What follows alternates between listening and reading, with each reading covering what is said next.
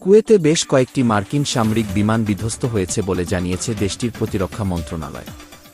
কুয়েতের প্রতিরক্ষা মন্ত্রণালয়ের সরকারি মুখপাত্র জানান, সোমবার ২ মার্চ সকালে কয়েকটি মার্কিন সামরিক বিমান দুর্ঘটনার শিকার হয়। তবে দুর্ঘটনায় জড়িত সব ক্রু সদস্যই জীবিত আছেন বলে জানিয়েছেন তিনি। খবর Al Jazeera. SK Mamun, media ২৪।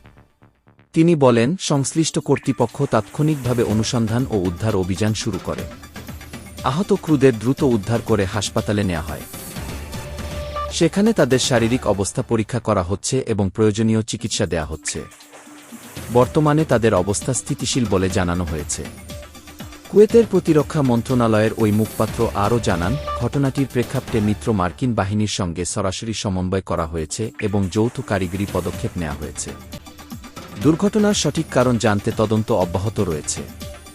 এ বিষয়ে জনগণকে কেবল সরকারি সূত্র থেকে তথ্য গ্রহণের আহ্বান জানানো হয়েছে। T S SK Mamoon Media 24